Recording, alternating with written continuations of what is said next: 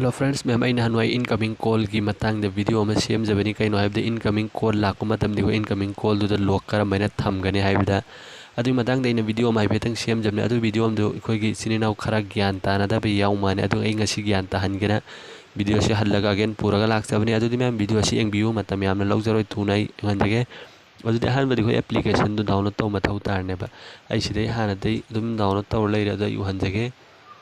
sigi application si ma'am engbiu sumai ma interface u phangani adu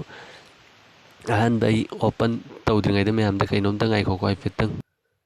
adu di ma'am ai application si open tawrage ma'am ne engbiu basi adu di ma'am si open tawro matung da magi interface si sumana obiba phangani adu ai nahan wai clearly ma'am da takpi haudre khangan laudre adu nani problem la idu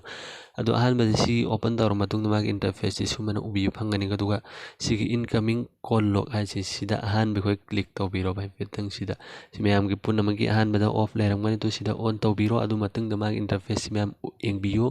munna tapna ingna aduga sumana ura matung da sigi setting si on tawbiro ba ko ma'am aduga sida magi application si uba phangani aduga sida khoi gi application si click tawbiro aduga magi allow notification access sai sida ma'am na sumana ubiba phangani interface sida allow tawbiro ahan bada aduga sida pattern ami khoi thambiro any na wan pattern thamninge natra topa thamninga so ai sai fitang sida ama thammage ba ko sajat adu se next tawraga aduga in unlock to answer incoming call hairago se la ba ko ai ma company gi through dagi phone la adu ai hojit lokhat ke ba ti lokhat ke matam da sumen tawna du si hanga matung da sumena uba phangani khoi incoming call lak matam da sigi system da ubiba phangani adu hai fitang sida ikak krage aduga si ruman laire adu back hallage amu ma'am adu back alla matung da si engbiu ma'am allow si application maram da hangi sing allow tawbiro khara anirak again aduga sidi khoi app lock sida sangbiro ma'am aduga sida hallaga aina thamgibdu ma'am na khoina thamningbadu thambiro sumana aduga sida laire ma'am aduga sigi option si ubi phangani siga kari mari lainde sida gi adum khoi protect si sangbiro aduga sidi khoi thamning be app call incoming gi natro ma'am adu kara incoming gi si selai re ba ko phone to pham call lak pham je adu ai back hallage ma'am adu di ma'am ni engbiu ai hai fetang adu setting pun namu tawba loira matung sida ai hoje amuk yengse ba ko to pa phone amde call tawraga adu di ma'am engbiu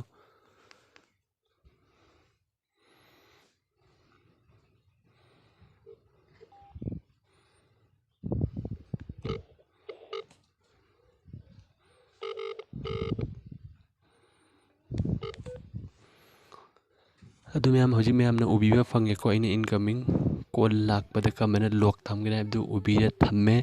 adu in tawraga se enghalle adu ma'am na